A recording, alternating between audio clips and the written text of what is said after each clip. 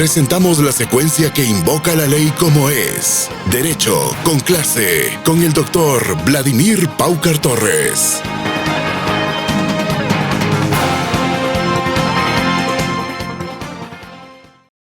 Amigos, nuevamente nos encontramos aquí en la sala de juntas de la firma legal Paucar y Santillán Abogados para presentar la secuencia Derecho con clase con el reconocido doctor Vladimir Paucar Torres. ¿Qué tal, doctor? ¿Cómo está? ¿Cómo estás, Lucho?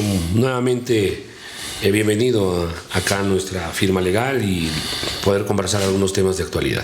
Un enorme placer tenerlo por aquí, de vuelta. Y la verdad es increíble cómo ha avanzado la inseguridad ciudadana en varios lugares del país.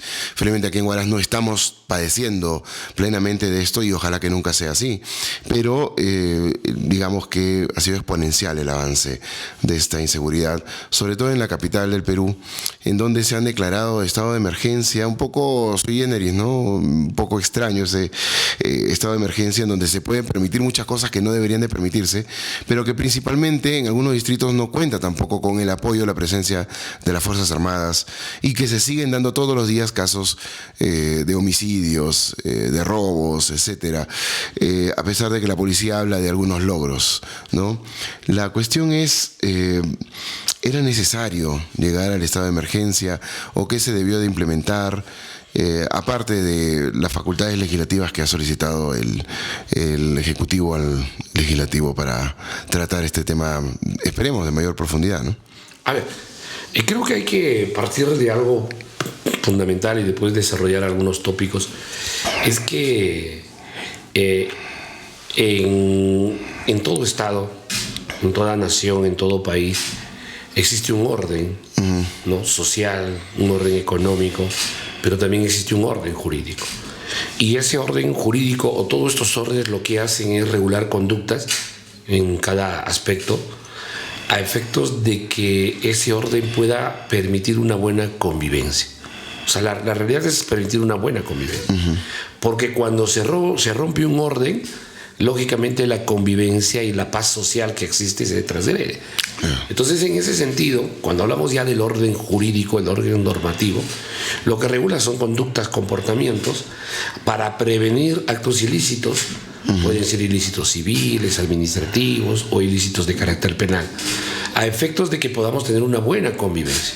Entonces hay que tener en cuenta que el derecho en realidad regula conductas humanas, ¿no? Un orden jurídico, un orden normativo regula a efectos de tener una buena convivencia. Entonces, cuando estas normas jurídicas son desconocidas, son defraudadas, pues tiene que haber un orden sancionatorio que haga que se restablezca ese orden que ha sido pues vulnerado. Ese es el principio. Claro. Entonces, bajo ese esquema y bajo un tema de política criminal, al ser humano hay que controlarlo. Hay mecanismos de control. Si bien es cierto, el ser humano es libre por naturaleza, desde el punto de vista de repente ontológico, también hay que tener en cuenta que el ser humano, al vivir en comunidad, en sociedad, lógicamente tiene que autolimitarse. He ahí la razón, por ejemplo, Juan Jacobo Rousseau cuando habla del contrato social. Todos tenemos una parte de nuestra libertad, la encargamos al Estado para que controle esa parte de nuestra libertad y pueda tener y establecer un orden de convivencia y de paz. Muy bien, entonces en ese esquema de política criminal hay que tener en cuenta que la criminalidad ha avanzado exponencialmente, pero no solamente en el Perú, en muchas latitudes.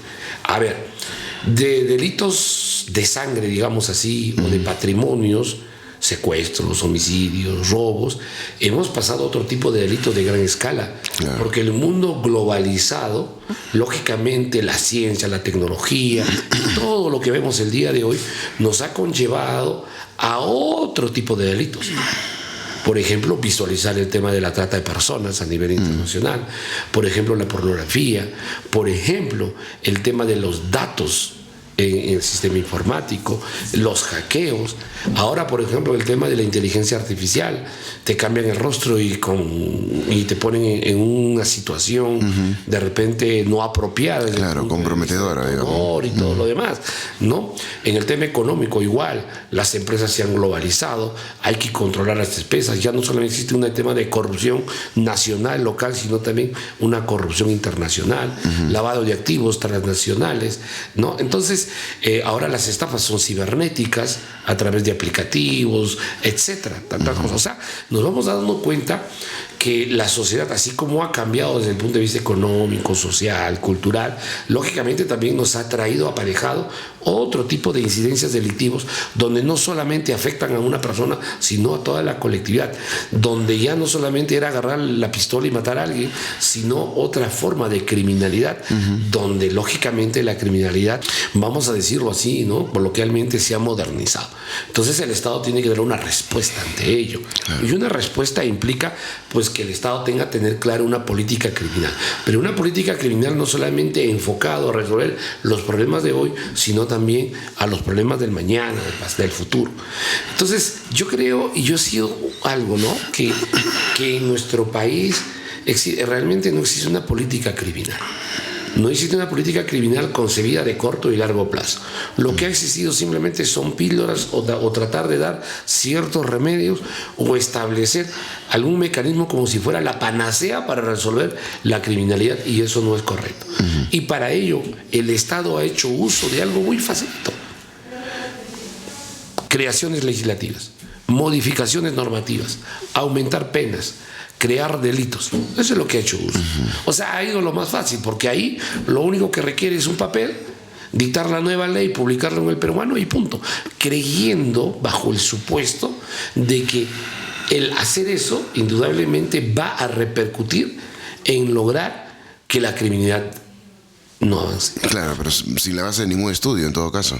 Sin ningún estudio y tampoco sin una planificación de qué acciones vamos a realizar para poder enfrentar una... Pongo un ejemplo. No se trata de un tema de que seamos de izquierda, de derecha, de centro, sino hablar las cosas claras. Ejemplo, en la década de los 80, en los 90, nosotros hemos tenido un problema que es el terrorismo. Y se implementó y se diseñó una política criminal, ¿no?, de lucha frontal contra el terrorismo. Y gracias a ello, lógicamente estamos donde estamos el día de hoy.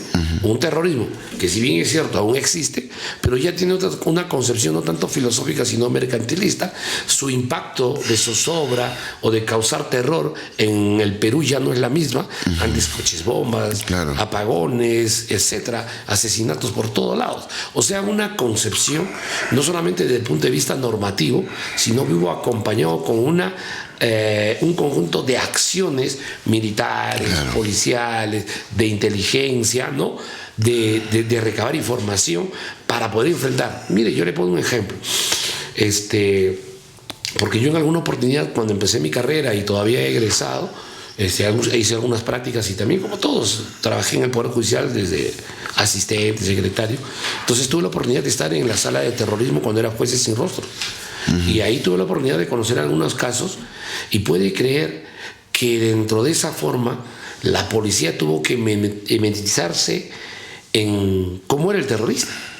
Incluso tuvo que leer lo que era Mao, Lenin, Marx, cuál era la estrategia de la lucha del campo a la ciudad y todo eso. Entonces, ¿por qué le digo esto? Porque cuando yo leía los expedientes, los atestados, cada atestado tenía una introducción de lo que era el maoísmo, el marxismo, el pensamiento Gonzalo, claro, cómo estaban estructuradas las células, cómo se organizaban. O sea, imagínate, o sea, tuvieron que hacer primero un tema de trabajo de saber quién era el enemigo, qué pensaba el enemigo, cómo pensaba el enemigo y cómo actuaba el enemigo. Y en base a ello tuvieron que desarrollar una serie de estrategias para combatir. O sea, miren esa experiencia, una experiencia para enfrentar un flagelo, claro, que era el terrorismo, y que al final tuvo un resultado. La pregunta es, tenemos el día de hoy, no vamos a hablar de los delitos de corrupción, no hay que hablar de los delitos informáticos de repente, hablemos de los delitos de sangre, de los delitos que causan mayor impacto en nuestra comunidad, como es el delito de robo, el delito de secuestro, los delitos de extorsión, los delitos de chantaje, reglaje, marcaje, o sea, esos de sangre, de una violencia extrema, casi similar o parecida al terrorismo, que el día de hoy está causando zozobra en la comunidad y en mucha gente. Entonces la pregunta es, ¿cómo voy a enfrentar esto? ¿Dictando normas? ¿Nada más? ¿Sacando a la policía a las calles? ¿Nada más?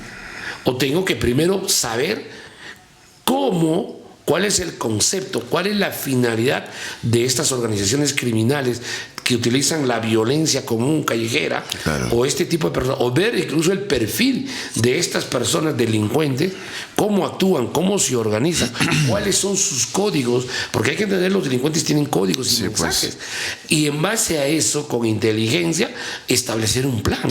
O sea, no es sacar a la policía o al ejército a las calles.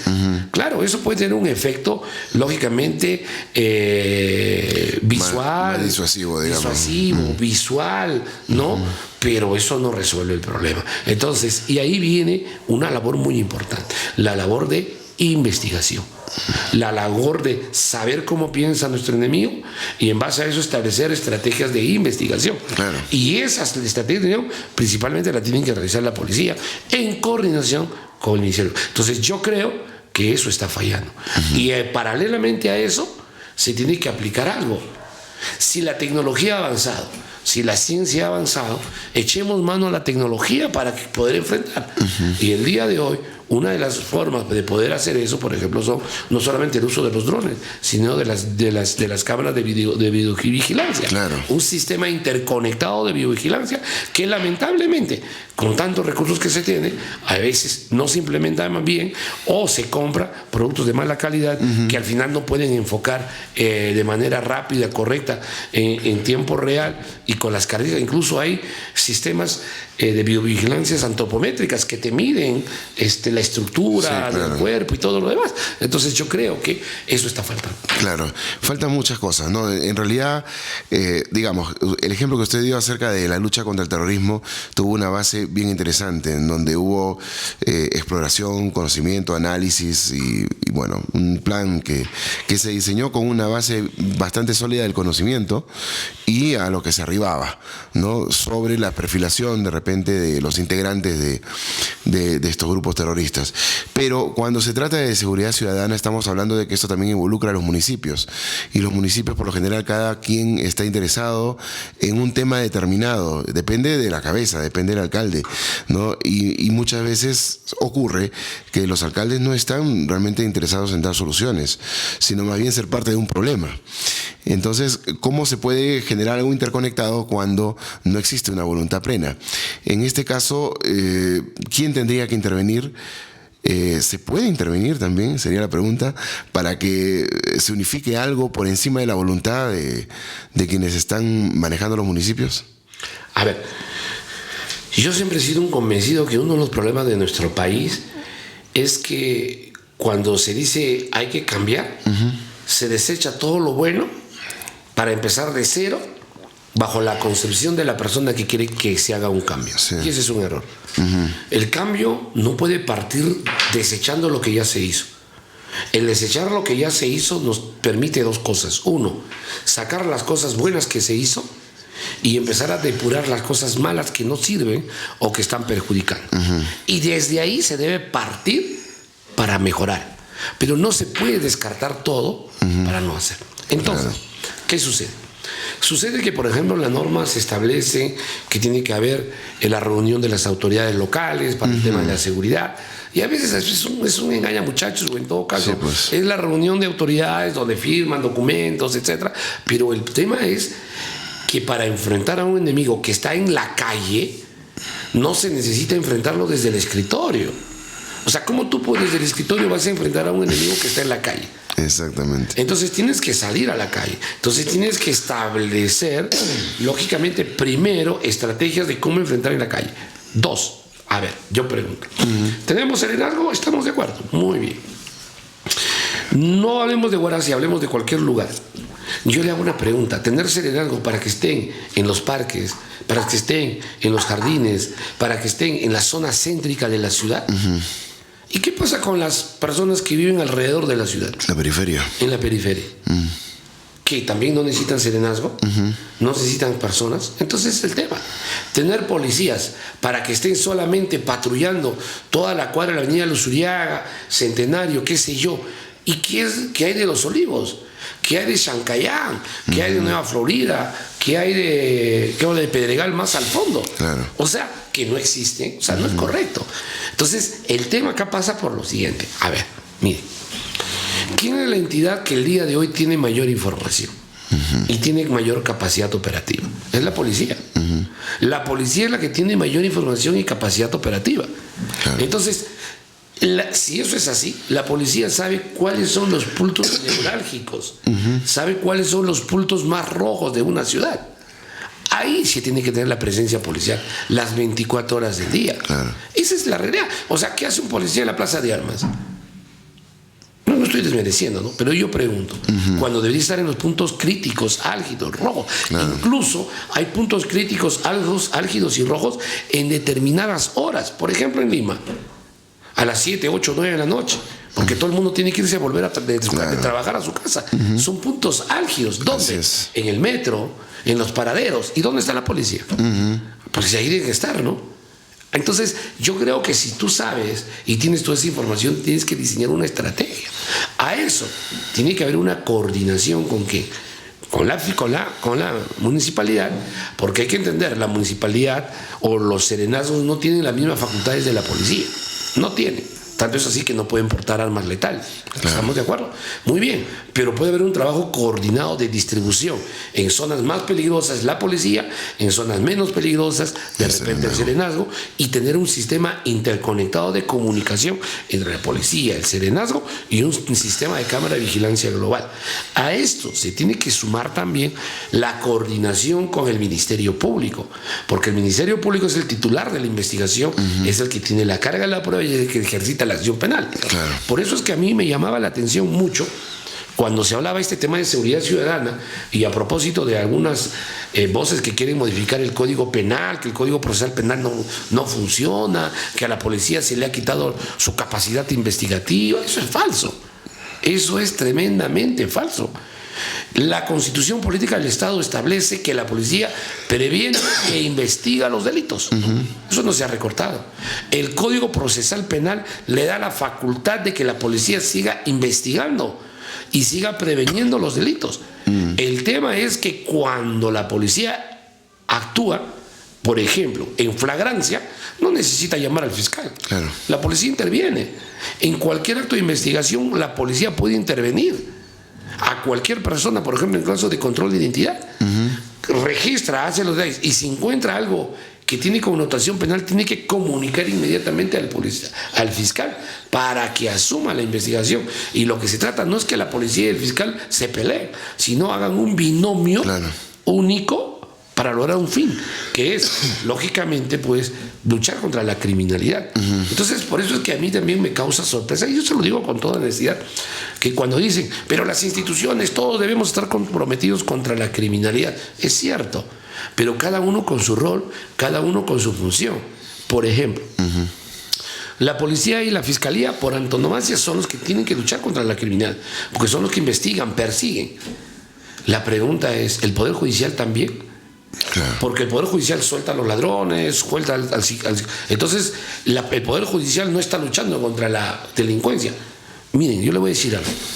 Más allá que suelte o no suelte, con razón o sin razón, porque no estoy en ese tema, no es materia de análisis. Claro. Si alguien lo soltaron con justa razón o injusta razón, yo sí soy un convencido que el Poder Judicial no puede estar involucrado en la lucha contra la delincuencia. Y usted me dirá, doctor, pero este es un contrasentido. No, es que ¿cuál es la naturaleza del Poder Judicial? Si yo estoy en una lucha, quiere decir que hay un enemigo. ¿Sí o no? Yo estoy acá y yo estoy luchando contra un enemigo. Entonces, pregunto, ¿cuál es la naturaleza de un juez? Ser impar, imparcial. Claro. O sea, no puede estar ni a favor de la policía ni de la fiscalía ni a favor del delincuente, si es que hubiera, o de un inocente. O sea, la naturaleza del Poder Judicial es la imparcialidad, la neutralidad. Entonces, si yo le digo, ¿por qué el Poder Judicial no se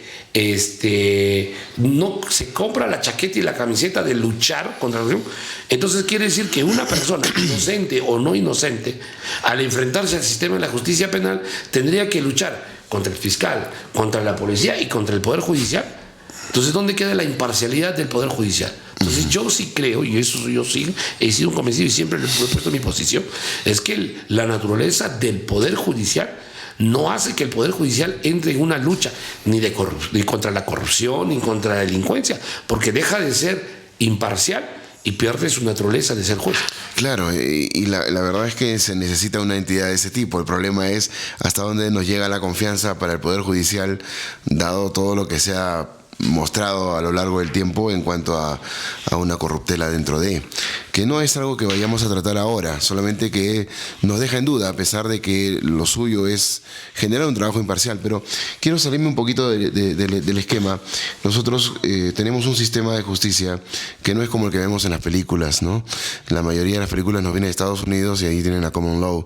El asunto es que ellos tienen jurado. Y mi pregunta es un poco inocente quizá. ¿Qué tan funcional hubiera sido tener la aplicación de la common law aquí con jurado y no con la valoración que le dan los jueces al momento de tener elementos probatorios en un juicio o tomar decisiones? A ver, ahí hay dos temas. Y es un tema de concepción. Primero partamos de una idea. La justicia emana del pueblo. Esa es la idea. O sea, quien debe administrar justicia es el pueblo. La justicia emana del pueblo. Entonces, la pregunta es, ¿cómo el pueblo administra justicia? Y ahí vienen dos sistemas. El sistema que nosotros lo tenemos es a través de los jueces, que son conocedores del derecho y administran justicia. Y el otro es el sistema de los jurados, donde quien decide la suerte de una persona es el jurado, conformado no por abogados, por gente común del pueblo, de la comunidad, quien decide la culpabilidad y la inocencia. Y al final el juez simplemente se limita a imponer la pena que corresponda. Exacto. Si es condenado. Entonces viene acá un tema. A ver, bajo ese concepto, dos cosas. La justicia norteamericana o los sistemas de common law un poco funcionan porque ellos ven un tema de costo-beneficio. Y cuando ven un tema de beneficio, ven un tema de justicia negociada. A ver, ¿qué quiere decir? Que en el sistema norteamericano se practica mucho la justicia negociada. Por más delito grave que sea, se puede negociar y se puede poner una sanción con una pena mínima o con un pago pecuniario. Eso es lo real. Miren, tanto es así que si pongamos que haya ocurrido un robo con arma, el fiscal puede negociar no solamente el delito, sino también los elementos del delito. Le dice, mira, tú has cometido un robo agravado porque has utilizado arma. Muy bien, vamos a hacer que no existe arma, que ya no es robo, que solamente es un hurto. ¿Te parece? Mire, que está negociando hechos, ¿ah? Para permitirte que te vaya una pena baja, pagas una indemnización o reparas el daño y punto. Entonces, ¿por qué? ¿Y por qué se recurre mucho a la justicia negociada? Porque el juicio es una incertidumbre. ¿Y por qué es una incertidumbre?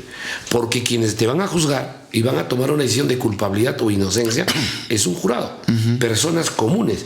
Es por eso que cuando tú litigas en un sistema de common law a través de jurado, lo que tú tienes que hacer es convencer al jurado. Y para eso tienes que utilizar la persuasión, las técnicas de persuasión, cosa muy diferente a los jueces, porque el juez también, lógicamente tienes que convencerlos, persuadirlos, pero ellos tienen algo adicional, que son hombres jurídicos, en términos jurídicos. En cambio al ego no, tienes que persuadirlo. Por eso que si tú ves algunas películas, te has dado cuenta que cuando hay un tema de jurados y se está desarrollando, mucho utilizan lo histriónico, lo teatral. Claro. Porque la finalidad no es al juez, es el jurado, persuadirlos. Impactarlos, conmoverlos. Por eso es que algunos, pues en ese teatro, por ejemplo, en el tema de Simpson, por ejemplo, que mató a su mujer, simplemente con el tema de que el abogado agarró el guante supuestamente que habían usado para matar a su pareja de Don Simpson, simplemente le dijo que se pruebe. No encajaba el guante a su mano y dijo, si no encaja, no es el culpable. No es él, claro. No es él. ¿Te das cuenta? O sea, la persuasión. Fue un detonante. Entonces, eso, el cambio en el tema de los jueces es diferente. Ahora, pero también viene acá un tema, que los jueces también tienen prejuicios. Que los jueces a veces tienen un tema de superioridad. Entonces, ¿qué se le exige al juez? Que cuando dicten una sentencia, sea una sentencia motivada, racional, que den las explicaciones, las razones buenas de que por qué concluyen que es culpable o es inocente. Pero en cambio en el sistema de jurado, ellos emiten, dicen culpable o inocente. No le puedes preguntar por qué culpable, no le puedes preguntar por qué inocente. O sea, cada sistema tiene sus demonios. Yo en algún momento también era convencido, traté de encontrarle de repente decir por qué no un jurado y por qué darle tanta potestad a un juez, para decidir la vida de alguien. Entonces son temas que lógicamente más académicos, más filosóficos, que de repente podemos conversar en otro momento. Claro, ¿no? Porque, claro. Para poder... No, pero es interesante saber eso porque todos dicen en otros países, en Estados Unidos no permitirían esto, no hay tal cosa, no hay tal otra, pero en realidad cada sistema tiene sus bemoles y obviamente pues uno puede salir muy perjudicado de una manera en la que aquí, por ejemplo, no. Claro. Y al revés, viceversa. Imagínense, por ejemplo, en Estados Unidos existen organizaciones que luchan o que apoyan a condenas cerradas. Por ejemplo, Proyecto Inocente, incluso hay una película de Netflix, ha sacado personas que han estado más de 20, 30 años acusados. Por ejemplo, ahí hay un tema muy bonito, y cosa que a veces acá no ocurre. Por eso digo, tenemos que traer cosas buenas y descartar cosas que no en realidad no sirven porque son de otras realidades. Por ejemplo, en Estados Unidos no es que se permite, se obliga que la evidencia que condene a una persona tenga que ser guardada indefinidamente. Acá, por ejemplo, descartan la ropa, las manchas de sangre, la sangre encontrada, y allá no hay. Y eso permitió que cuando en Estados Unidos llegó el tema del ADN, mucha gente acusada por violación y que supuestamente habían procreado, producto de por violación, habían sido procreado un niño, pues permitió el tema del ADN. O algunas personas que supuestamente habían violado y había quedado su semen en el short o en la truza de la víctima, luego de 10, 20 años, a través del ADN, se determinó que no era la persona. Entonces, ha habido bastantes casos de condenas cerradas. Y como le digo, ¿no? Proyecto Inocente es un caso de ellos que ha visto muchos temas y sigue en esta lucha de condenas cerradas. O sea, que tampoco no es un modelo pues, perfecto. O sea, yo creo que no hay modelos perfectos. Se puede llegar a la perfección, pero siempre hay que rescatar las cosas buenas. Lo que yo siempre he renegado, y bueno, no renegado, sino siempre creo que lo malo es deshacer todo para empezar de cero, y eso no puede ser así. Claro, y si es de forma permanente, peor aún.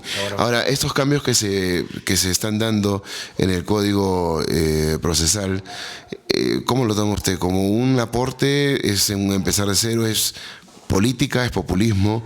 ¿Cómo lo está viendo? ¿Realmente eran necesarios? ¿Van a ser útiles? Porque muchas veces depende también la aplicación. No solamente el hecho de imponerlos, de colocarlos allí, porque, vamos, la justicia no se aplica mientras alguien no se encargue de hacerlo, ¿no? Tenemos, a ver, mañana promulgan 300 nuevos artículos de la Constitución, pero están ahí y nadie los hace cumplir. Entonces, ¿de qué sirven? ¿No? ¿Hacia dónde estamos yendo y si es que esto realmente es beneficioso? La solución no es declarar estado de emergencia a todo el Perú o estar declarando estado de emergencia a parte del Perú. Claro. La cuestión acá es que existe una decisión política de lucha frontal contra la delincuencia. Y la lucha frontal de la delincuencia implica, uno, estudiar al enemigo, saber cómo piensa, saber cómo se mueve y en base a eso establecer estrategias de lucha en el campo. Vuelvo. Segundo, enfrentar a la delincuencia no implica enfrentar desde el escritorio. sino en las calles, porque el enemigo está en las calles. Tercero, echar mano a las leyes como una solución al problema ya nos ha enseñado y recontraenseñado que no soluciona los problemas. Tanto es así que ya hace más de una década se empezó a hablar de la hipertrofia del derecho penal. ¿Qué es eso? Que para cualquier problema recurrir al derecho penal. Todo penal para resolver. Entonces yo creo que ahí está mal. Yo soy un convencido que el derecho penal es para regular las conductas más graves que afectan. No para cualquiera. No para cualquier tipo de conductas. Pero ha existido una hipertrofia penal de que todo se resuelve a través del derecho penal, y eso está muy mal. Debe darse oportunidades o establecer otros medios de control social que resuelvan los problemas. Y eso debe existir. Claro. Y un segundo, esta hipertrofia penal ha llevado a un populismo penal. Y ese populismo penal es que con este tema de echar uso a las normas y al derecho penal, lo que pretenden simplemente con este populismo es lograr o buscar las palmas de la comunidad. Como si fuera pues campaña política y todo, y eso no es correcto. Claro. Entonces, en base a eso, por ejemplo, el Poder Ejecutivo, últimamente, a raíz de todo este tema, ha solicitado al Congreso la delegación de facultades. El Congreso, sin mayor debate, sin mayor análisis, con finalidad de decir, bueno, pues te encargo y te tiro el problema del Poder Ejecutivo, porque la naturaleza del Poder Legislativo es legislar, claro, las normas, las leyes correctas. Pero bueno, te lo encargo, te delego mis facultades al Congreso, al Poder Ejecutivo, y el Poder Ejecutivo el día de hoy tiene facultades legislativas y a través de ello está emitiendo algunas normas hasta el día de la fecha, y parece que va a emitir más normas, ¿no? Claro, que es lo que se espera. Y en este caso tenemos algunas que ya están dadas. Me gustaría que nos explique un poco acerca de esto, y también si es que hay una utilidad real más que la urgencia, y hasta qué punto estas nuevas normas también, no solo en lo inmediato, en este combate contra la inseguridad ciudadana, van a ser útiles, sino en el futuro. Hasta dónde, por ejemplo, es necesario decir, vamos a expulsar a un extranjero en lugar de que cumplan una pena aquí, porque sabemos que muchos extranjeros ya fueron expulsados y de pronto aparecieron nuevamente en nuestro país cometiendo crímenes. Entonces tenemos el otro caso en la época de Pedro Castillo, en la que trasladaron un montón de extranjeros en un vuelo y tuvieron que regresar porque no fueron aceptados. Entonces, vamos, ¿qué solución aporta eso? A ver, hay que tener en cuenta algo. Yo siempre he sido una persona con ciertos principios, ciertos valores que han guiado mi actuar, y siempre yo he creído en la persona, y siempre he creído que sobre todo de cualquier nacionalidad está la dignidad de una persona. En una sociedad existe gente buena y gente mala, es correcto, y siempre he convencido de que no se puede menospreciar o discriminar a una persona por el tema de su nacionalidad. El día de hoy, efectivamente, Venezuela es uno de los problemas, no solamente en el mismo Venezuela, sino en casi toda Latinoamérica y en otros lugares, porque lamentablemente Venezuela ha tenido un éxodo de sus compatriotas, y están en muchas latitudes, y esto ha conllevado a toda una serie de problemáticas. Es decir, gente buena, trabajadora, y que a las cuales debemos apoyarlos, pero también gente mala, gente que pues de repente ha estado en las cárceles en Venezuela, que han salido, se han pasado, etcétera, ¿no? Entonces eso por un lado, ¿no? Entonces, sin tratar de estigmatizar que el venezolano es malo, o no es bueno, o es el delincuente, no, eso no es mi finalidad, pero identificar a cada persona, y si son venezolanos también, no hay problema, imponer las normas y las sanciones que corresponden. Claro. Entonces, pero el gobierno, por ejemplo, con esta delegación de facultades, ha dictado hasta el día de hoy 4 decretos legislativos, y los 3 o 2 decretos legislativos básicamente están dirigidos a los inmigrantes, y pareciera que más dirigidos a los venezolanos, ¿no? Por ejemplo, tenemos el decreto legislativo el 1573, en la cual se ha hablado del tema de la conversión de la pena privativa de libertad, y también se ha hablado de la conversión de la pena privativa de aquellos extranjeros que están ya purgando pena y que ellos pueden convertirse su pena, pero a través de una expulsión. Es decir, una expulsión de inmediata, pero tienen que haber cumplido por lo menos 2/3 de la pena. Es decir, son gente que ya está en la cárcel. Si ha cumplido una pena de 2/3, la diferencia que le falta cumplir, la cumple su país. Que la cumple su país. Las expulsamos. O sea, no estamos hablando de alguien que, vamos, lo capturan en flagrancia, o de repente no en flagrancia, pero ya comienza a ser procesado. No hay forma de que a esa persona se la expulse. A ver, ahí hay dos cosas. Hay que tener dos cosas claras. Un tema es el tema de residir de manera ilegal en el país. Y si no tienes y no estás de manera legal en el país, y cualquier país lo que hace es expulsión. Hayas o no hayas cometido delito. Claro, es lo más sencillo. Porque estás en una manera irregular en un país. Eso es derecho internacional. Ahora, otro tema es del cometer un delito. Porque si alguien comete un delito y va a ser la sanción, la expulsión, pues me voy, ¿no? Lo más simple. Ya maté, claro, ya secuestré y me voy. Y eso no es así. La concepción no es esa. Es que toda persona que comete un delito en el territorio peruano, sea extranjero, cumple la pena. Y luego de esa pena tiene que ser expulsado.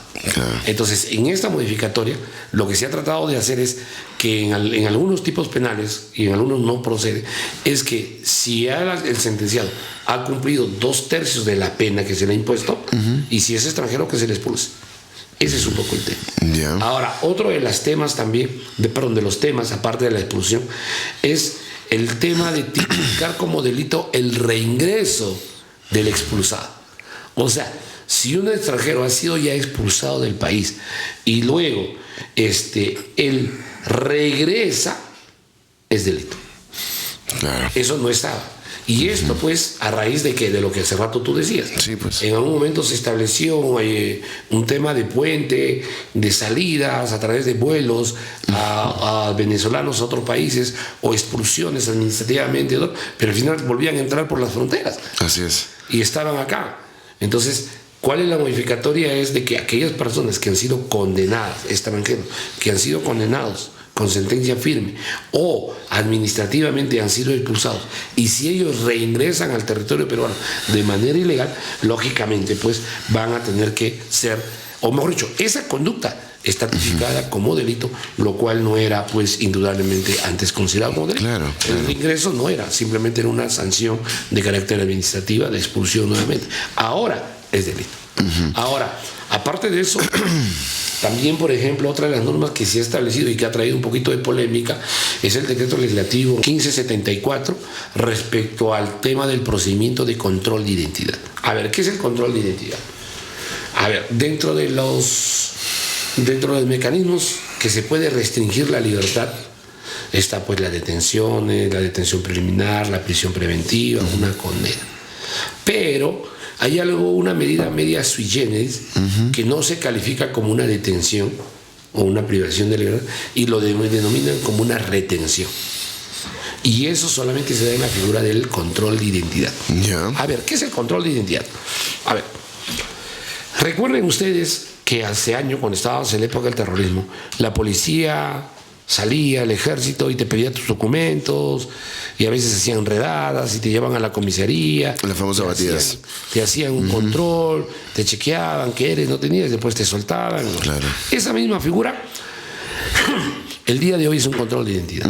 El control de identidad es la posibilidad que tiene la policía, en principio, de poder intervenir a cualquier persona y poder pedirle su identidad, y si hay dudas de su identidad, lógicamente hacer un control de identidad llevándolo a la dependencia policial por 4 horas. Pero lógicamente eso no puede ser arbitrario. Tiene que haber una razón fundada. Una razón fundada de que esa persona, uno, o está inmerso en cometer un delito, o de haber cometido, o en todo caso, de que pueda brindar una información útil respecto a ello. Esa es la idea. Entonces no puede ser un tema inmotivado. O sea, salgo y ya, mira, no. Claro. Entonces esa era la concepción primigenia. Y el máximo plazo era de 4 años. Y no había ningún tipo de distinción. Ese control de identidad se podría hacer a cualquier persona, sea nacional, sea nacional o extranjero. No hay problema. La modificatoria que se ha establecido a través del decreto 1574 es que le da una mayor discrecionalidad a la policía. Ya. O sea, en el tema de la razonabilidad de poder hacer un control de identidad. Eso me parece un poco que está mal, porque siempre cuando se le da mucha discrecionalidad, el que tiene ese poder siempre llega a abusar. Sí, pues. Pero ojalá esperemos que eso no ocurra. Y la modificatoria también más importante es que si es que se trata de extranjeros, la retención ya no puede ser 4 horas, puede ser incluso hasta 12 horas.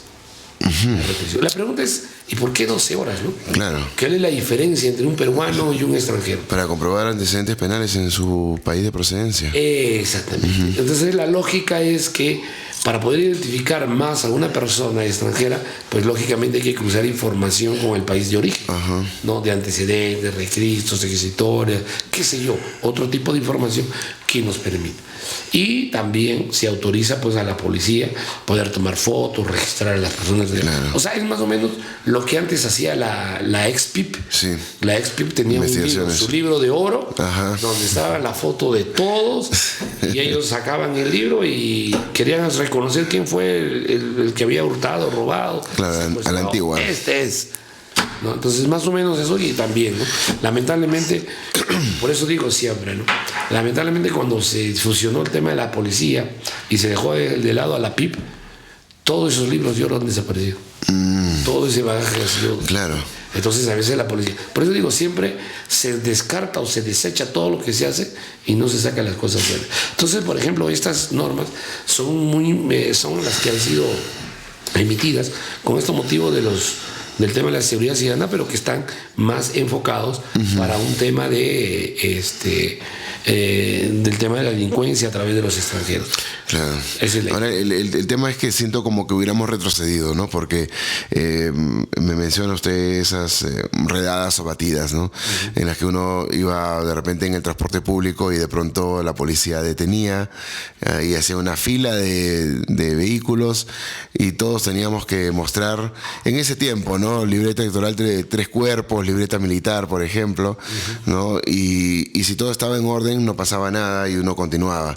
Si uno no lo tenía, era detenido para ser investigado. Digamos que es como regresar a 40 años atrás, ¿no? Es impresionante a lo que hemos llegado. O sea, ¿no existe una forma, digamos, más efectiva de controlar la inseguridad? ¿O es que de todas maneras es necesario trabajar con este tipo de herramientas? Desde el punto de vista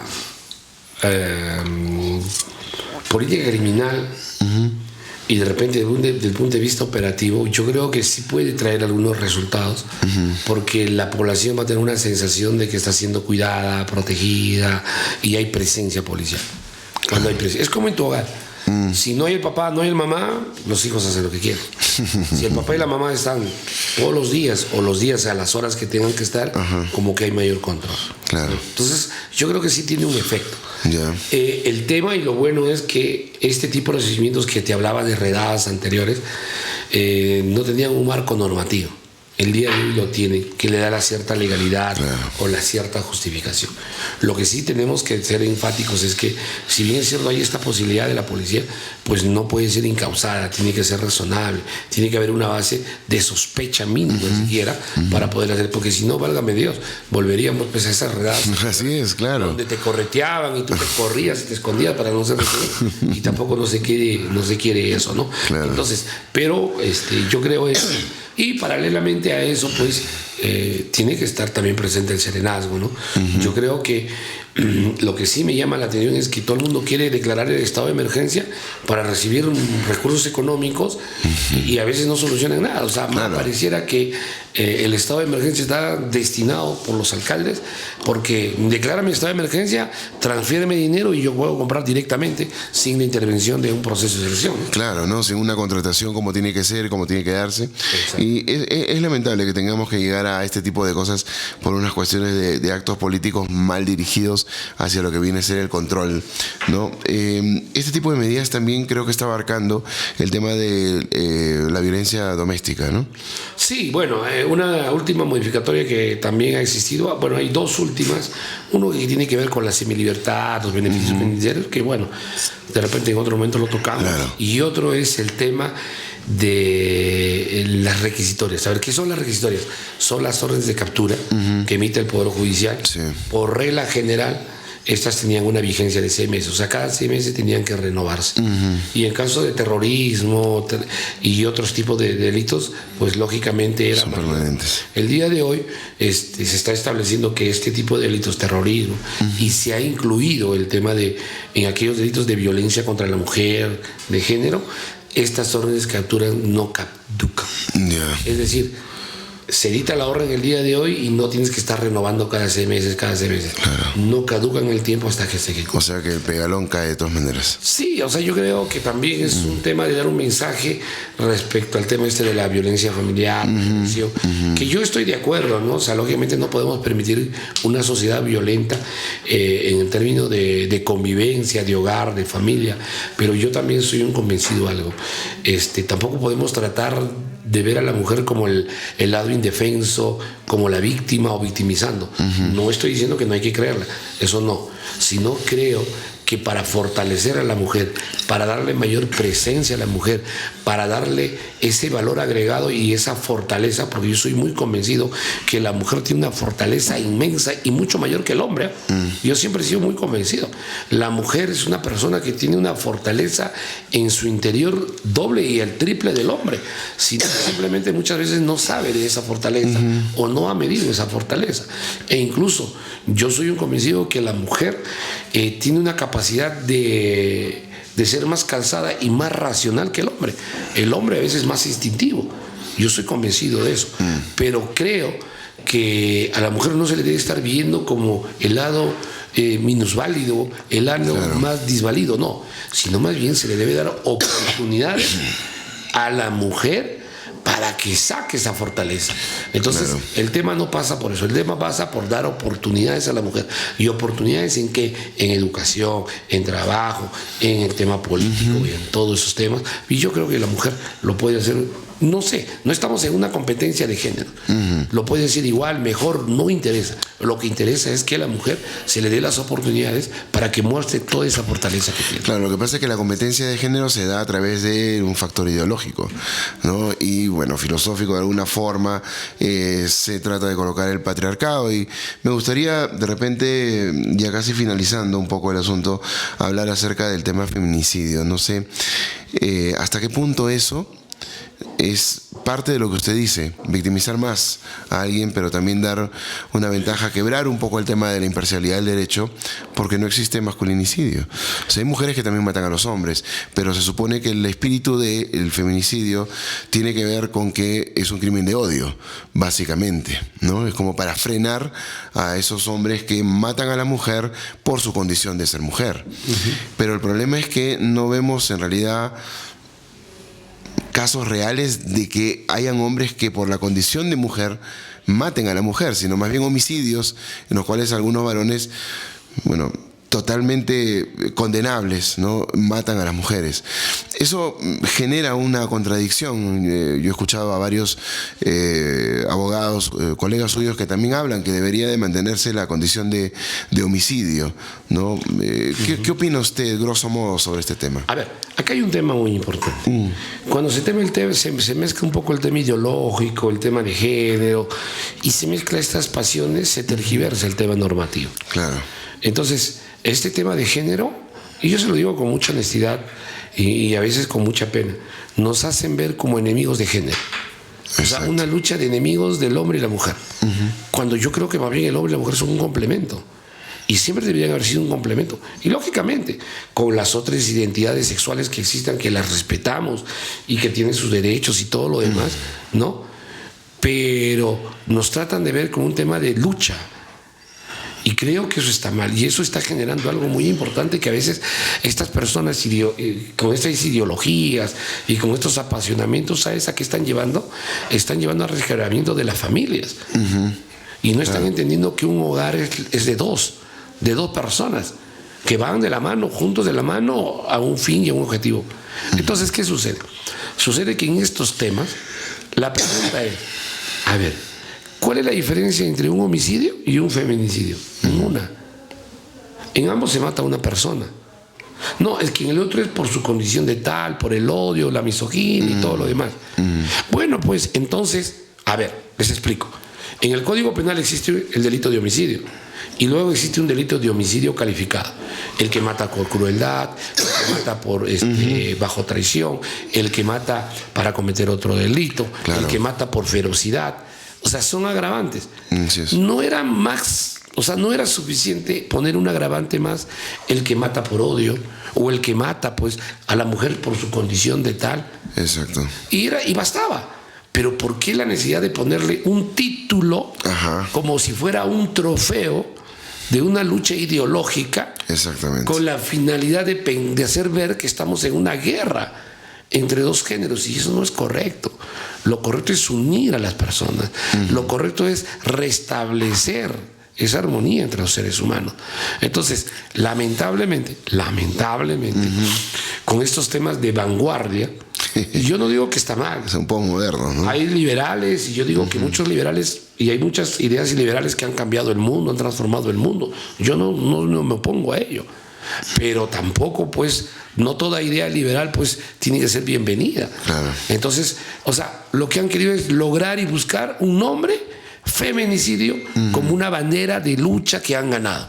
Y eso no es correcto. Claro. Para mí, bastaba que en el Código Penal, como un agravante, se ponga el que mata a una mujer por su condición de tal, por el tema de misoginia, el tema de odio, todo lo que quieran. Es un poco difícil de demostrar, sencillo, ¿no? Exactamente. Claro, porque es más cualitativo. O sea, ¿cómo demostramos eso? Claro, entonces ahí, por ejemplo, perdón, para terminar, entonces ahí lo que tú dices sí es correcto. Es cómo llegar a determinar que el homicidio fue por odio. Exacto. ¿No? Porque yo tendría que meterme a la cabeza del hombre y ver que pues lo odiaba a la mujer. O sea, es algo muy subjetivo. Sí, pues. ¿Me entiendes? O sea, ver cómo una persona tiene odio, tiene misoginia a determinada persona. Entonces, ya la jurisprudencia un poco se ha dado cuenta de eso y está moldeando. Entonces, habla que el tema de que para que haya una violencia de odio, de misoginia, no es que sea un hecho, tenga que ser algo cíclico, algo repetitivo, algo continuo en un contexto de permanencia, de progresividad. Porque el violento en un hogar empieza con insultos, empieza agresiones, o sea, va siendo cíclico. Entonces la fiscalía no solamente es, Juan mató a María, feminicidio. No. Tiene que empezar a probar el contexto. Y el contexto en el que mata, sí, pero el contexto anterior que me permita a mí inferir que lógicamente pues hay ese tema que estábamos hablando. Correcto. Bueno, yo pensaba un poco más o menos por ahí, usted lo ha explicado desde el punto de vista totalmente deontológico, ¿no? El asunto es que el derecho no puede quebrarse solamente por una causa, por una lucha, por una idea. Tiene que ser tal cual, es imparcial y no mide géneros en realidad, ¿no? Sino hechos dentro de la acción de las personas.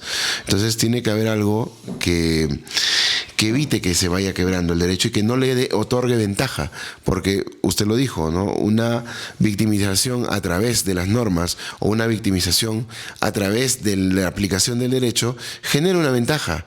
Es una desventaja para esa persona porque la vuelve menos válida a través de, pero al final es una ventaja hacia la otra persona que probablemente pueda tener la razón, pero ya no lo puede demostrar, porque socialmente ya no es aceptable.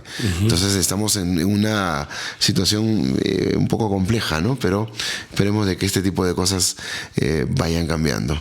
Se esperan más normas. Ojalá de que podamos conversar sobre ese tipo de cambios que se vaya a dar a través de esta aplicación que le ha otorgado el Poder Legislativo al Ejecutivo para el tema de lo que viene a ser la inseguridad ciudadana que va en escala. Yo solo quiero hacerle una pregunta. Dentro de todos sus conocimientos, y ya para terminar, doctor, ¿cuál cree que debería de ser la orientación que se le tenga que dar a través del derecho para que se pueda realmente generar la base de un cambio que nos dé una sociedad más íntegra y más segura? Yo he sido y soy un convencido hasta el día de hoy, y siempre en mi cabeza y en mi mente retumba algo, que aprendí algo. La célula de la sociedad es la familia. Entonces, si la célula se enferma, la sociedad se enferma. Así es. si a uno le da cáncer porque es que las células están mal y te da pues las enfermedades que te tenga que dar. Claro. Entonces, eso yo aprendí desde niño, no solamente en el hogar, sino en el colegio. La célula de la sociedad es la familia. Entonces, yo creo que más allá del tema normativo, hemos dejado de lado a la familia. Hemos dejado desamparado a la familia. No nos hemos preocupado de esa célula llamada familia.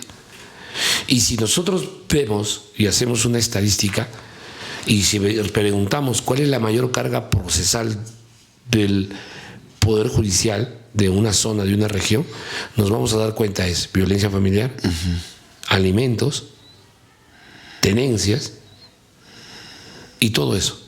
¿Y eso en qué contexto se da? De familia, Claro. de hogar. Ajá. Entonces, tenemos que dar una mirada a ese problema. Educa al niño Así es. para que no castigues mañana al niño. Entonces, más allá de cualquier programa, política y todo lo demás, porque lógicamente tenemos que enfrentar a las consecuencias, la criminalidad que nos va ganando, la violencia que se está enfrentando. Así es. Pero esa es la consecuencia. ¿Y qué pasó con la causa? Claro. Y ahí que también, por ejemplo, en el tema de las ciencias penales existe la criminología. ¿Y qué cosa estudia la criminología? Las causas del delito. ¿Me entienden? Entonces, no solamente vayamos a las consecuencias, a los efectos, porque podemos invertir mucho en las consecuencias y en los efectos. Claro. ¿Y qué hacemos con las causas? Si no mitigamos las causas, si no enfrentamos a las causas, volvemos a lo mismo. Claro. Entonces, yo creo que se tiene que dar una mirada a la familia. ¿Y la familia qué requiere?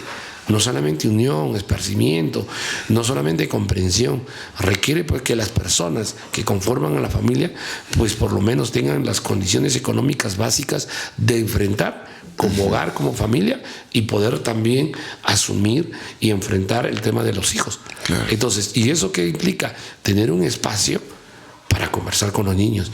Yo he sido formado, por ejemplo, con padres que si bien en el desayuno nos reuníamos alocados porque todos iban a trabajar, pero en el almuerzo almorzábamos todos juntos. O en la cena todos juntos en el horario establecido. Nada que tengo que hacer. No. Todos juntos. Okay. Y si no había luz por el tema del terrorismo, con vela. Y ahí todos contaban sus historias, los abuelos, los papás, sus vivencias. Entonces había presencia. Una comunicación. De comunicación que se ha roto el día de hoy. Claro. Entonces, y se entiende, claro, pues porque el papá tiene que salir de repente mañana, tarde y noche a trabajar, la mamá igual, se entiende. Entonces el Estado tiene que darle las condiciones básicas, económicas, mínimas, para que esos padres tengan ese espacio de integración con los hijos, de integración en el hogar. No hay familia perfecta, no la hay. Eso es cierto, no la hay. Pero al menos lo que se pretende, lo que se debe tratar de hacer es darle una mirada de apoyar, darle un soporte a la familia. No solamente, como digo, desde el punto de vista económico, psicológico, claro, social, incentivar mucho al tema de la familia. Yo creo que ese es el tema. Claro. Y si a eso le sumas una educación, yo creo que es eso. Por ejemplo, tú, yo y muchos hombres de bien somos producto de la educación, de la familia y de la educación. Y yo creo que eso va a implicar no solamente dar una mirada a las consecuencias que el día de hoy se ve, sino dar una mirada a las causas. Y como vuelvo a repetir, y siempre insisto, la célula de la sociedad es la familia. Y no se debe perder. Y no se debe perder. Son conceptos que se tienen que seguir aplicando, ¿no? Exacto. Lamentablemente, pues el posmodernismo nos ha tomado por asalto y ya estamos hechos. Hay que hacer una cruzada entonces. Doctor, muchísimas gracias. Muchas gracias, muy bien, Luchito, y gracias a todos los televidentes. Con nosotros el doctor Vladimir Paucar Torres, aquí en Derecho con Clase, desde la sala de juntas de la firma legal Paucar y Santillán Abogados. Estamos de vuelta. Hemos presentado la secuencia Derecho con Clase con el doctor Vladimir Paucar Torres.